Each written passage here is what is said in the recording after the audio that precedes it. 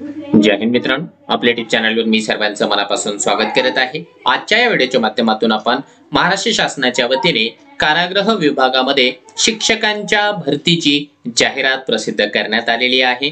किती जागांची जाहिरात आहे, अर्ज कशा प्रकारे करायचा आहे, एग्जामचं पॅटर्न काय असणार आहे वगैरे वगैरे साऱ्या गोष्टींची माहिती आपण या व्हिडिओच्या माध्यमातून जाणून घेणार आहोत। परंतु तत्पूर्वी आपण जर चॅनलवर नवीन असाल तर आमचे चॅनल सबस्क्राइब करा, साइडचा जे बेल आयकॉन आहे त्याला देखील प्रेस करा, जेणेकरून शिक्षक भरतीच्या संदर्भामधल्या कोणत्याही माहितीची अपडेट आपल्याकडून मिस होणार नाही। चला तर मित्रांनो, वेळ वाया न घालवता बघूया ती जाहिरात एक्झॅक्टली कोणती आहे, कोणत्या विभागाची आहे, किती पदांसाठी आहे।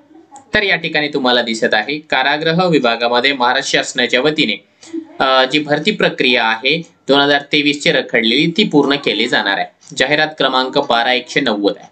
आता यामध्ये वेगवेगळ्या पदांसाठी ही जी भरती आहे ती केली जाणार आहे। सगळ्या पदांचा मी या ठिकाणी उल्लेख करणार नाहीये। तर बघा या ठिकाणी काय लिहिलंय त्यांनी की या कार्यालयाकडून महाराष्ट्रातील एकूण 36 जिल्ह्यांच्या केंद्रांवर ऑनलाईन कॉम्प्युटर बेस परीक्षा घेतली जाणार आहे। पदांचे प्रकार 25 आहे। त्यामध्ये लिपिक, वरिष्ठ लिपिक, लघु श्रेणी, मिश्रक अशी पद आहेत। परंतु आपल्या कामाचं आहे शिक्षकांचं पद। शिक्षकांचं पद जे आहे एकूण 12 जागा या ठिकाणी आहेत। तुम्ही म्हणाल सर 12 जागा आहेत? हो, 12 जागा आहे। परंतु आपण जे आहे हा व्हिडिओ निश्चितपणाने तुमच्या सर्वांसाठी बनवत आहोत। ज्यांनाही इंटरेस्ट आहे त्या लोकांनी या ठिकाणी अर्ज करायला हरकत नाही। किमान 12 विद्यार्थ्यांचं का होत नाही, परंतु भविष्य यातून निश्चितपणाने घडू शकेल। सॅलरी बऱ्यापैकी आहे। यांचं जे S8 हा स्केल आहे, बेसिक त्यांचं 25,500 ते 81,100। त्याला जे क्वालिफिकेशन लागणार आहे ते बघा, SSC HSC असायला पाहिजे किंवा त्याला तत्सम कोर्स असायला पाहिजे। त्यानंतर शिक्षण पदविका म्हणजे D.Ed असायला पाहिजे आणि त्यातल्या त्यात जर प्रौढ शिक्षण वर्ग चालवण्याचा अनुभव असेल सर्व शिक्षा अभियानांतर्गत तर त्यांना प्राधान्य दिलं जाणार आहे। ही एक पॉझिटिव्ह पॉइंट आहे, कारण या ठिकाणी जे आहे कारागृह विभागामध्ये शक्यतो विद्यार्थी हा प्रौढ असणार आहे। त्यामुळे हे तर झालं शिक्षकांच्या पदांच्या संदर्भामध्ये। एकूण जे आहे मित्रांनो या ठिकाणी आपण पाहत असल्याप्रमाणे 25 पदे आहेत, वेगवेगळी पदे आहेत। त्याचबरोबर शारीरिक शिक्षण निदेशक वगैरे पण देखील आहे यात। त्यानंतर प्रस्तुत परीक्षेमध्ये भरायच्या उक्त संवर्गातील सर्व पदांचा जो तपशील आहे तो www.mahaprison.gov.in या वेबसाईटला, ही ऑफिशियल वेबसाईट आहे, त्यावर अवेलेबल आहे। परीक्षेचा दिनांक वगैरे वेबसाईटलाच डिक्लेअर केला जाणार आहे। त्यातल्या त्यात जाहिरातीची जी माहिती आहे ती देखील त्याच वेबसाईटवरून आपण ही डाउनलोड करून घेतलेली आहे। फॉर्म भरायचा असेल तर तुम्हाला याच वेबसाईटला फॉर्म ऑनलाईन पद्धतीने भरता येणार आहे। पदसंख्येमध्ये काही प्रमाणावरती मागे पुढे बदल होऊ शकतात, तसा तो नियमच असतो म्हणा जाहिरातीचा की त्या पद्धतीने ते लिहितात। बाकी आता निवड वगैरे कशी होणार आहे तर बघा, उक्त नमूद पदासाठी अर्ज केलेला उमेदवार हा महाराष्ट्र राज्याचा रहिवासी असावा। त्यांच्याकडे महाराष्ट्र राज्याचे आदिवास म्हणजे डोमिसाइल सर्टिफिकेट हे असायला पाहिजे। त्याचबरोबर उमेदवाराने अर्ज केलेला अथवा विहित अर्हता धारण केलेली म्हणजे परीक्षेला बोलवण्याचा अथवा नियुक्तीचा हक्क प्राप्त झालेला नाही, त्याला परीक्षा द्यावी लागणार आहे। त्या संबंधित आरक्षण प्रवर्गाचे त्याला जे आहे व्हॅलिडिटी सर्टिफिकेट किंवा कास्ट सर्टिफिकेट हे सादर करावं लागणार आहे। जे बेसिक जे नियम आहेत तेच नियम त्यांनी या ठिकाणी सांगितलेले आहेत। शैक्षणिक अर्हता प्रत्येक पदासाठी, तर ही जी अर्हता आहे त्या संदर्भामध्ये त्यांनी सांगितलं की जाहिरातीमध्ये नमूद पदांसाठी अर्ज करणे कामी प्रत्येक पदांसमोर दर्शवण्यात आलेली शैक्षणिक अर्हता जी जाहिरात आहे 1 जानेवारी 2024 त्या दिवशी पर्यंतची धारण केलेली असावी। म्हणजे 1/1/24 पर्यंत तुमची शैक्षणिक पात्रता कंप्लीट झालेली असावी। मराठी भाषेचं ज्ञान असावं। माध्यमिक शालांत परीक्षेमध्ये मराठी हिंदी विषयाचा समावेश नसेल तर त्यांना जे आहे तो पास करून घ्यावा लागेल। त्याच्यानंतर तो भारताचा नागरिक असावा। वयोमर्यादेच्या संदर्भामध्ये जनरली जो क्रायटेरिया आहे ओपन वाल्यांसाठी 18 वर्ष मिनिमम, 38 वर्ष मॅक्सिमम। मागासवर्गीयांसाठी जे आहे 43 वर्षापर्यंत आहे। अंशकालीन वगैरे जे काही रिझर्वेशन इतर बाबींमध्ये भेटतं त्याच पद्धतीने आहे या ठिकाणी। आता परीक्षेचे स्वरूप त्यांनी सांगितलं बघा, हा लिपिक आहे किंवा वरिष्ठ लिपिकांचा आहे। त्याच्या व्यतिरिक्त जनरली काय आहे, हा पॉइंट महत्वाचा आहे, परीक्षा होणार आहे याची। लघुलेखक निम्न श्रेणी व तांत्रिक संवर्गातील पद क्रमांक 4 ते 25 मधील सर्व पदांसाठी 80 गुणांची व्यावसायिक चाचणी घेण्यात येईल। तथापि जे उमेदवार प्रथम परीक्षेमध्ये 45% गुण प्राप्त करतील अशा उमेदवारांना व्यावसायिक चाचणीकरिता बोलावण्यात येणार आहे. म्हणजे 2 परीक्षा असेल 40-40 मार्कांच्या. शिक्षकांची देखील तीच गत आहे या ठिकाणी.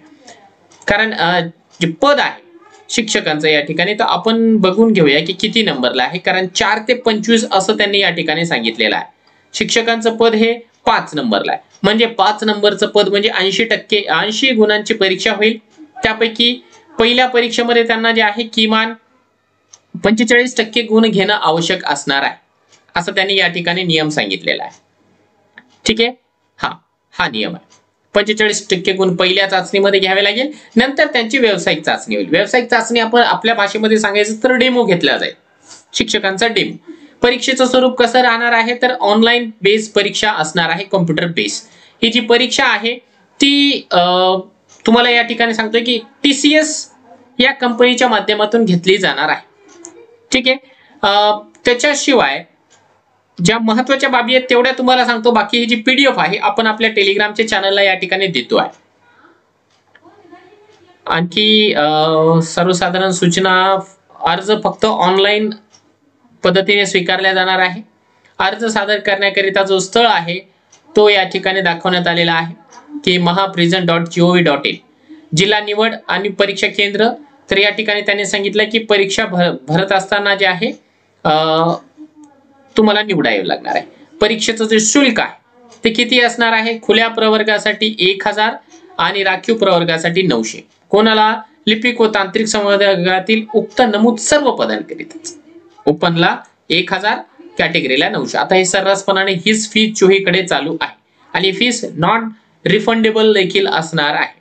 त्यानंतर अर्ज करण्याची जी प्रक्रिया आहे 1 तारखेपासून सुरुवात झाली. 21 जानेवारी 2024 पर्यंत तुम्ही भरू शकता. ऑनलाईन परीक्षा शुल्क तुम्ही 21लाच भरावं लागणार आहे आणि परीक्षेचा दिनांक आणि जो वेळ आहे तो mahaprison.gov.in या वेबसाईटला कळवला जाणार आहे. बाकी ज्या काही सूचना आहे तर त्या सूचना मला असं वाटतं की जनरलीच आहे, ज्या की चोईकडेच आहे. बाकी तुम्हाला फक्त ज्या शिक्षकांच्या जागा आहेत त्या जागांचं डिटेल एकदा समजावून सांगतो की काय आहे. त्या बघा शिक्षकांच्या जागा. त्या जागांपैकी अनुसूचित जातीला एकही जागा नाही. अनुसूचित जमाती यांना पण नाही. VJA ला 1 जागा आहे. विमा प्र ला 1 जागा आहे. इतर मागास वर्गाला 1 जागा आहे. आदुघ म्हणजे EWS ला 1 जागा आहे आणि ओपन प्रवर्गाला 7 जागा आहे. म्हणजे अशा या एकूण 12 जागा आपल्याला पाहायला मिळतात. ठीक आहे. त्यापैकी देखील हॉरिझॉन्टल कॅटेगरी ही या पद्धतीने आपल्याला पाहायला मिळते. तुम्ही ही जी PDF आहे आपल्या टेलिग्राम चॅनलला मी दिलेली आहे. आपल्या टेलिग्राम चॅनलची लिंक या व्हिडिओच्या डिस्क्रिप्शन बॉक्समध्ये देण्यात आलेली आहे. त्या ठिकाणी जा, आपल्या टेलिग्रामचं चॅनल जॉईन करा. ही PDF देखील निश्चितपणाने तुम्ही अभ्यासू शकता. याच्या व्यतिरिक्त ज्या काही छोट्या मोठ्या गोष्टी आहेत या संदर्भामध्ये त्या यामध्ये नमूद करण्यात आलेल्या आहेत. त्या सगळ्या तुम्ही अभ्यासा. जर तुम्हाला वाटत असेल की ठीक आहे पवित्र पोर्टल शिवाय देखील आपल्याला एक चान्स घेऊन बघायला हरकत नाही या कारागृह शिक्षकांकरिता, तर तुम्ही ही परीक्षा द्यायला हरकत नाही. बाकी जर का तुमचं कोणी इतर मित्रमैत्रिणी इंटरेस्टेड असेल की ज्यांनी टेट परीक्षा दिलेली नाही, ज्यांना शिक्षक होण्याची इच्छा आहे, त्यांच्यापर्यंत देखील हा व्हिडिओ फॉरवर्ड करा किंवा ऍटलीस्ट ही जी PDF आहे ती तरी फॉरवर्ड करा.